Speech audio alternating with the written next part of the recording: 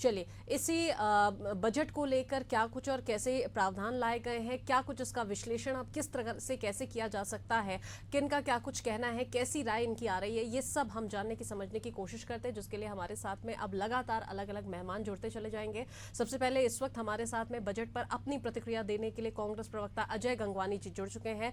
अजय जी, बहुत स्वागत है आपका। तो सबसे पहले आपकी पहली प्रतिक्रिया क्या कहेंगे आप, जिस प्रकार से अब ये देश का बजट जिस प्रकार से आया है, आपकी पहली प्रतिक्रिया इस पर?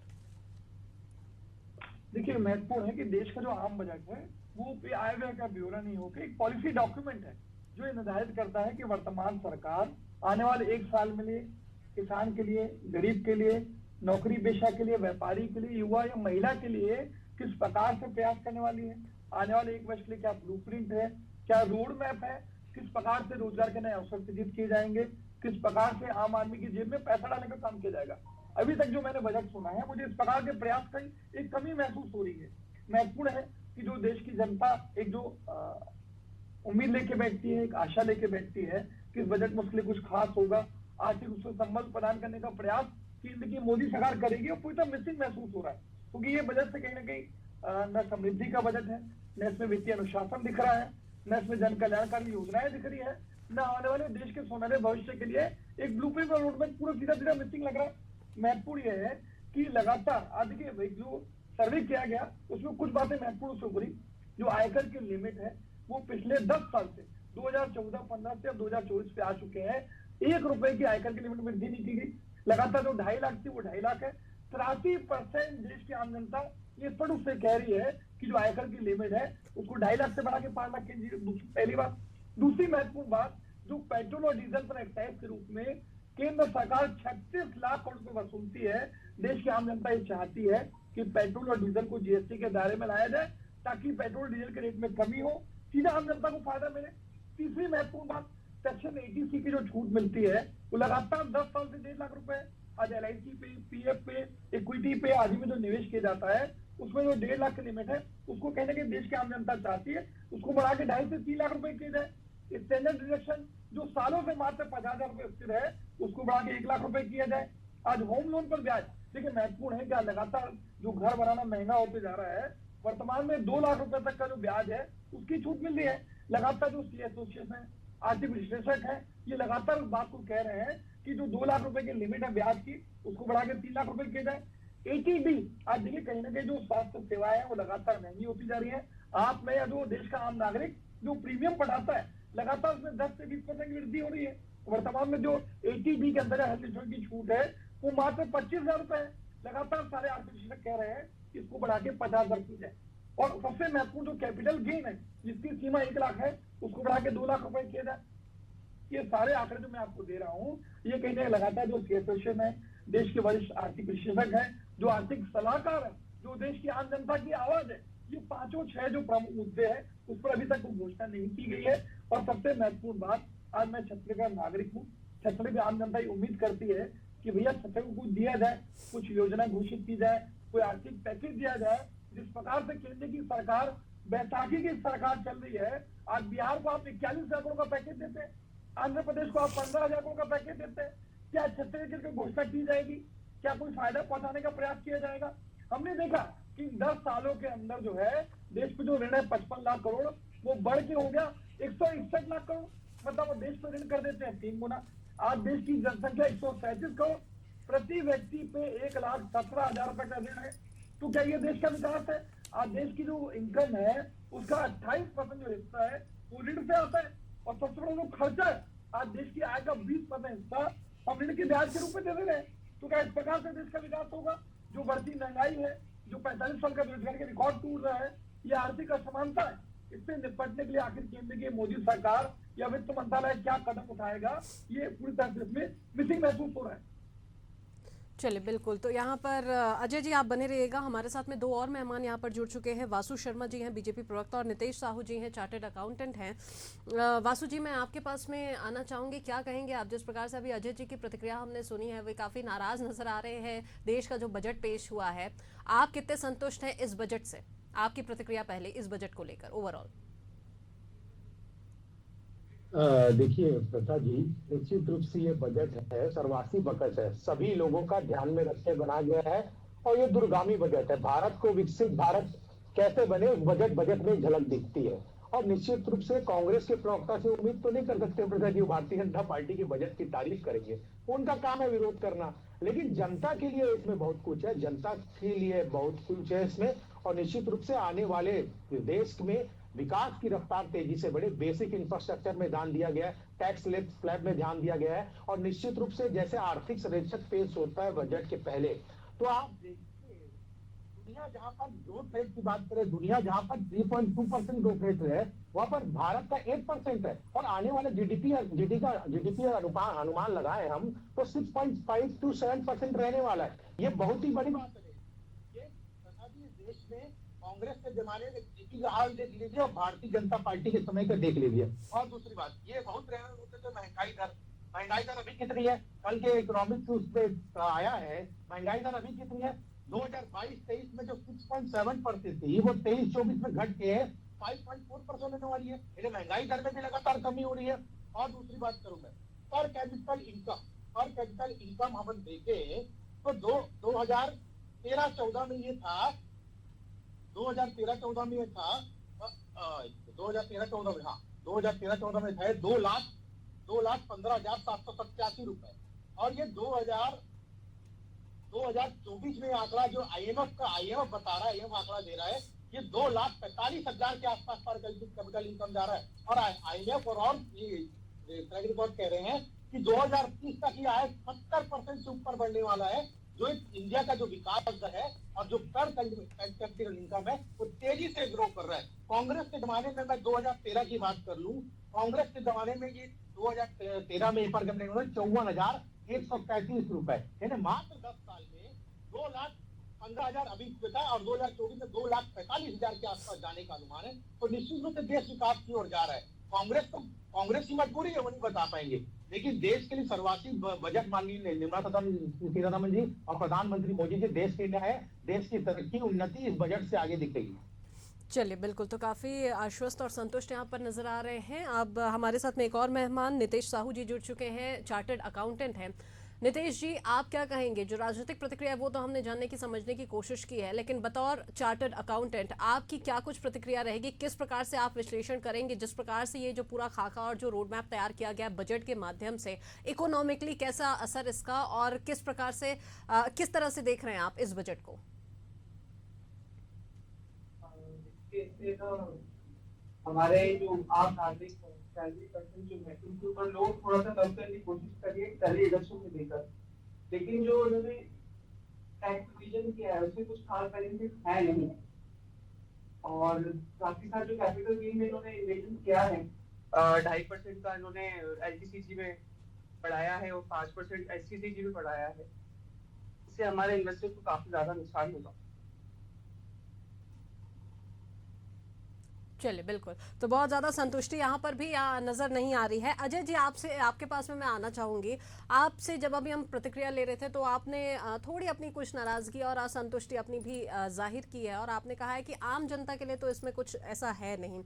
लेकिन अगर कस्टम ड्यूटी की अगर बात करें तो उस हिसाब से जिस प्रकार से जो अलग अलग जगहों पर जो सीमा शुल्क घटाए गए हैं, उसमें चाहे कैंसर की दवाओं पर भी जोर दिया गया जिसमें 3 दवाओं से कैंसर कस्टम ड्यूटी हटा दी गई है, मोबाइल फ़ोन और चार्जर पर भी कस्टम ड्यूटी हटा दी गई है। ऐसे कुछ छोटे छोटे प्रावधान भी यहाँ पर और ज़रूरी कुछ प्रावधान का समावेश इस बजट के माध्यम से किया गया है जिसका फायदा आम जनता को ही मिलेगा, थोड़ी सी राहत उन्हें जरूर मिलेगी।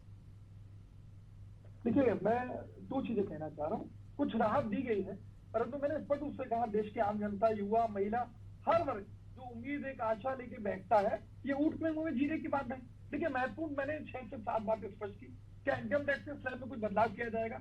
2.5 लाख से बढ़ाया जाएगा क्या नई टैक्स सिस्टम में लगातार, देखिए जो आंकड़ों की बाजीगरी लगातार देश की सरकार आज देश की आम जनता के साथ कर रही है कि उनको 2 ऑप्शन देती है, ओल्ड टैक्स सिस्टम और न्यू टैक्स सिस्टम। लेकिन जब न्यू टैक्स सिस्टम चुना जाता है तो उसमें कटौतियों की छूट दी जा रही है।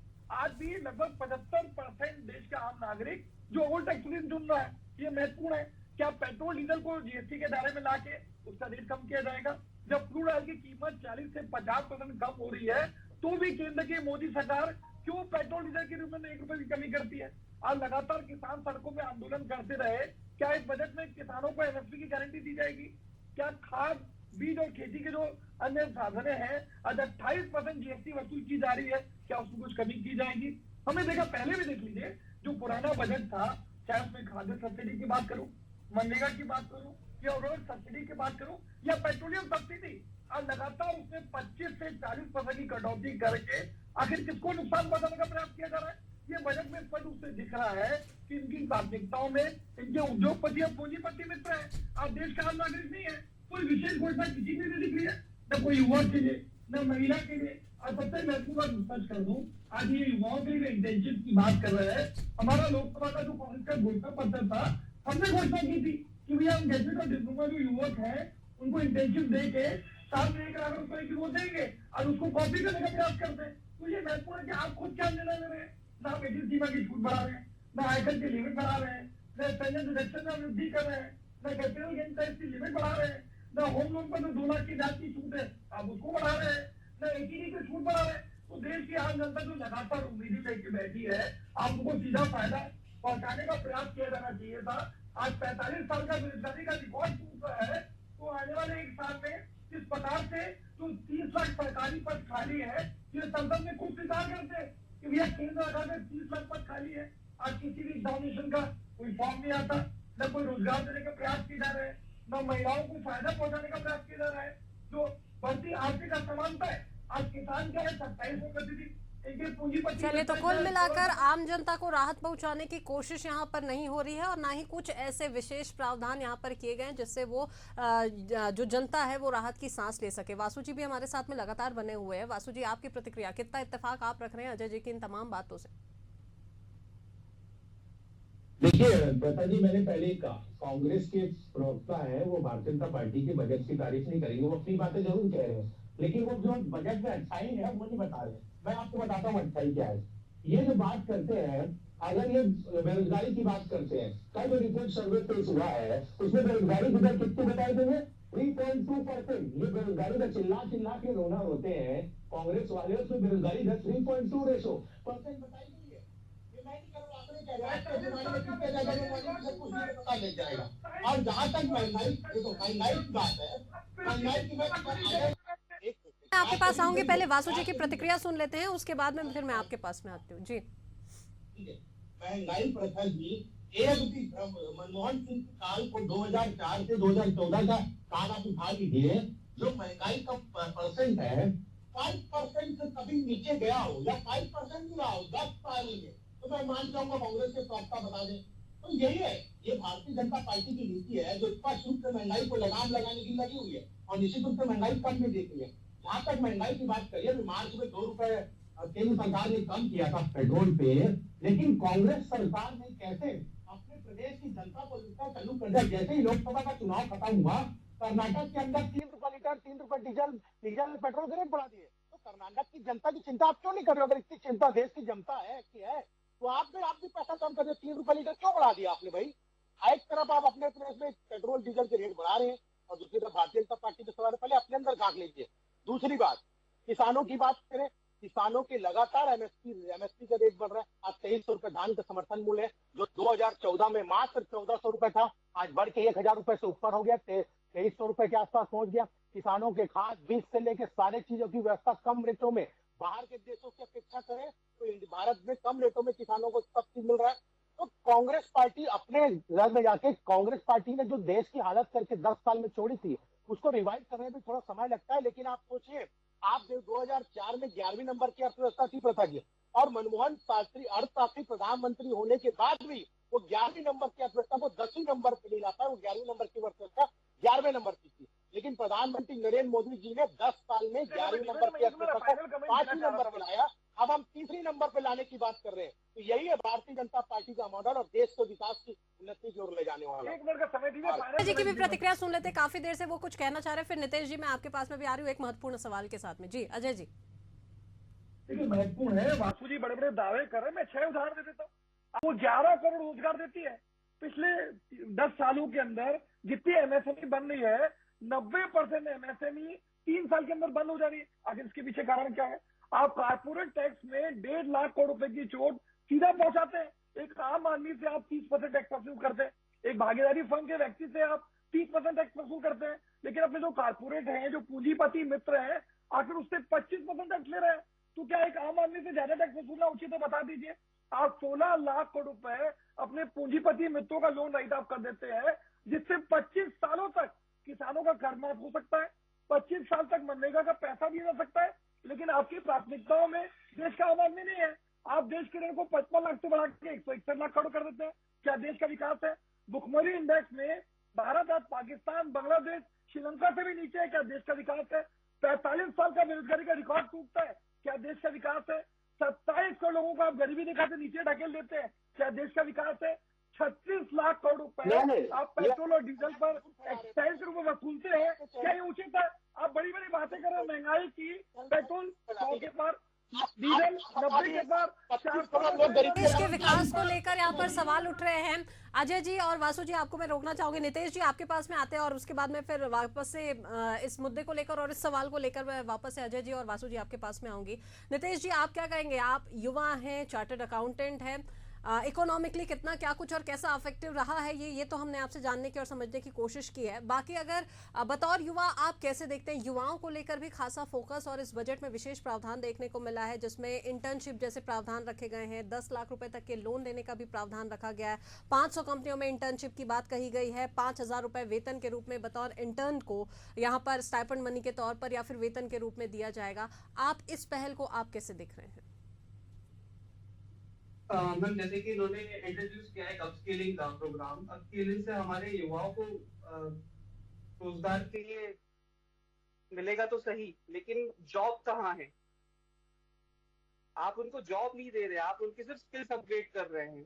जॉब क्रिएशन भी तो जरूरी है। जब तक आप जॉब क्रिएट नहीं करें, उनकी स्किल्स किसी काम के नहीं है।